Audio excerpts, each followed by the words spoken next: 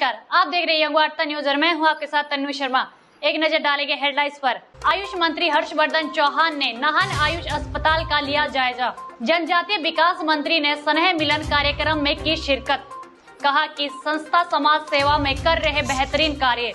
बिजली बोर्ड कर्मचारियों ने सरकार से मांगी ओपीएस।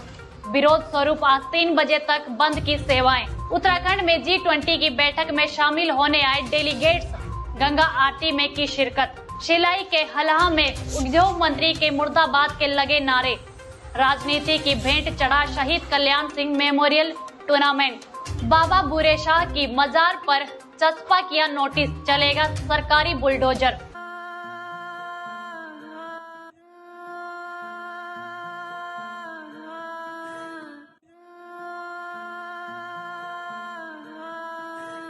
घर से दूर होकर भी दिल को हमेशा यह एहसास रहता है, उनका प्यार और फिक्र हमेशा मेरे साथ रहता है। भूषण ज्वेलर्स, अनमोल रिश्तों के लिए। ओह गॉड, अब इसका कुछ नहीं हो सकता। हो सकता है दीदी, बचपन से आपने मेरी हर प्रॉब्लम को सॉल्व किया है, तो आज भी करूंगी। सीरियसली।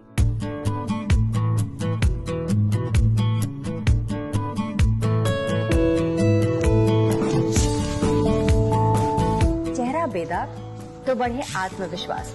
अब डरने का नहीं, सिर्फ आगे बढ़ने का। अब खबरें विस्तार से।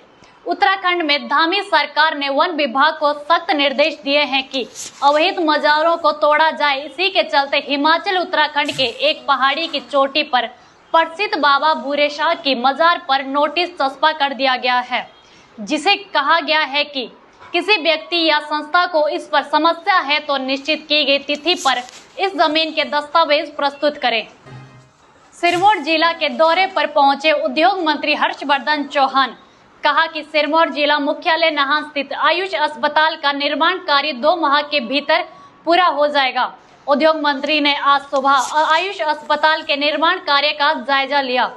पत्रकारों से बातचीत करने के दौरान मंत्री हर्षवर्धन चौहान ने कहा कि आयुष अस्पताल के पुनर्निर्माण कार्य पर करीब 1 करोड़ 90 लाख रुपए की राशि खर्च की जा रही है। क्योंकि कोविड में जो आयुर्वेदिक की बिल्डिंग थी, आयुर्वेदिक हॉस्पिटल की बिल्डिंग थी, वो मेडिकल कॉलेज को दी गई है क्योंकि स्पेस की कमी थी। और ये वाली जो साइंस ब्लॉक कॉलेज का हुआ करता था, इसको आयुर्वेदिक डिपार्टमेंट को दिया है। इस पे 1 करोड़ 90 लाख रुपए की लागत से इसको जो है दोबारा से इसको जो है वो कंस्ट्रक्ट किया जा रहा है। इसका इंटरनल ढांचा है, उसको चेंज किया जा रहा है। इसमें एक लिफ्ट भी लगेगी। और मैंने आज PWD के विभाग के सभी कर्मचारी, SC साहब है, एक्शन साहब है, इनके साथ इसको विजिट किया और मैंने कहा है इनको कि इस बिल्डिंग को 2 महीने के अंदर जो है इसको। जनजातीय विकास मंत्री जगत सिंह नेगी ने सोलन के कोठो स्थित सभाकार समिति द्वारा आयोजित राज्य स्तरीय कार्यक्रम स्नेह मिलन कार्यक्रम 2023 में बतौर मुख्य अतिथि के रूप में शिरकत करते हुए कहा कि संस्था समाज सेवा में बेहतरीन कार्य कर रहे हैं। रक्तदान शिविरों सहित विभिन्न समाज सेवा के कार्यक्रम में जन जागरण समिति बढ़ चढ़कर कार्य कर रही है। इन्होंने जो है हमारे समाज कल्याण में बहुत सारे कार्य किए हैं, जिसमें जो है ब्लड डोनेशन से लेकर स्वच्छता से लेकर और नशा से लेकर हर मतलब जो पहलू समाज में ज़रूरी है उस पर इनका बहुत अच्छा काम रहा है और समाज को लाभकारी रहा है। सर, जैसे आप बागवानी मंत्री जी है, जो बागवानी करना है उससे सब्सिडी 2-3 साल बाद आ रही है। हाँ, ये बात बिल्कुल सही है। रुकेंगे एक छोटे से ब्रेक के लिए। The erudite world school Paonta Sahib का एकमात्र ऐसा स्कूल जहां नन्हे बच्चों को शिक्षा में गुणवत्ता के साथ दी जाती है संस्कारित शिक्षा। दी एरुडाइट वर्ल्ड स्कूल में छात्रों को खेल खेल में किया जाता है शिक्षित। दी एरुडाइट वर्ल्ड स्कूल ने बेहतर शिक्षा देकर जिला सिरमौर में बनाई है एक अलग पहचान। तो अपने बच्चों के बेहतर भविष्य के लिए चुने the erudite world school Paonta Sahib, ताकि आपका बच्चा शिक्षित के साथ बने संस्कारित। इन दिनों एडमिशन शुरू, तो फिर देर किस बात की। तो अपने बच्चे के दाखिले के लिए आइए the erudite world school, Batapul, Paonta Sahib. Duggal career public school, जहां दी जाती है गुणवत्ता परक शिक्षा।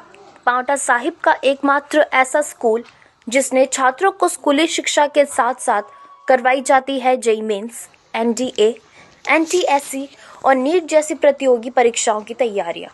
बोर्ड परीक्षाओं और स्पोर्ट्स में भी हमेशा अव्वल रहते हैं दुग्गल स्कूल के छात्र। तो अपने बच्चों के बेहतर भविष्य के लिए चुने Duggal career public school Paonta Sahib. Break के बाद स्वागत है।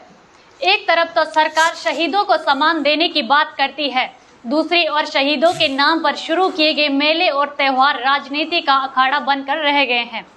देश के लिए प्राण निछावर करने वाले सैनिक पर ही शहादत पर राजनीतिक दल किस प्रकार की रोटियां सेकते हैं। जहाँ पे मेरे पापा जी के नाम से टूर्नामेंट का आयोजन किया जा रहा था, जिसके लिए सुबह श्रद्धांजलि तो दी गई है, बट जो इवेंट्स करवाए जाने थे उस पर कोई भी कार्रवाई नहीं की जा रही है। यहाँ पे जो विपक्ष के हैं वो गांव वाले हैं, चाहे जो मर्जी है, वो लोग हमारा समर्थन नहीं कर रहे हैं। वो नहीं चाहते हैं कि यहाँ पे कोई मेला हो और ग्राउंड में नीचे सारे लोग बैठ चुके हैं अपना धरना देके कि नहीं, हम नहीं मनाने देंगे। मैं सरकार से और प्रशासन से ये पूछना चाहती हूँ कि क्या मेरे पापा की शहीदी का कोई सम्मान। हिमाचल प्रदेश सरकार द्वारा पुरानी पेंशन को बहाल कर दिया गया है, लेकिन बिजली बोर्ड के कर्मचारियों को अभी तक इसके दायरे से बाहर रखा गया है, जिसके चलते बोर्ड के कर्मचारियों में खासा रोष है। हिमाचल प्रदेश के बिजली बोर्ड कर्मचारी संघ के महासचिव हीरा लाल वर्मा ने बताया कि मुख्यमंत्री कई बार बिजली बोर्ड के कर्मचारियों को ओपीएस बहाली की घोषणा कर चुके हैं, बावजूद इसके बोर्ड के अधिकारी गंभीर नहीं है। आज का जो हमारा प्रदर्शन है वो पुरानी पेंशन बहाली लेकर के बिजली बोर्ड के कर्मचारियों का प्रदर्शन है। हम आपको कहना चाहेंगे, स्टेट में जो जितने कर भी कॉरपोरेशन है, जहां आपका सीसीएस पेंशन 1972 है और ओल्ड पेंशन है, वहां सभी महकमे में पुरानी पेंशन बहाल हो गई है। वो आपका HRTC हो, वो आपका MC हो, एजुकेशन बोर्ड हो, ये महकमे ऐसे महकमे जहाँ पुरानी पेंशन 1995 में लागू हुई है, लेकिन बिजली बोर्ड में पुरानी पेंशन 1972 से है। उत्तराखंड में G20 की बैठक हुई। इस दौरान G20 डेलीगेट्स गंगा आरती के दौरान उन्होंने स्थानीय परंपरा के अनुसार गंगा दर्शन का आनंद लिया। G20 डेलीगेट्स का परमार्थ निकेतन में स्थानीय परंपरा, मांगलिक परंपरा और रीति रिवाज के साथ भव्य स्वागत किया गया।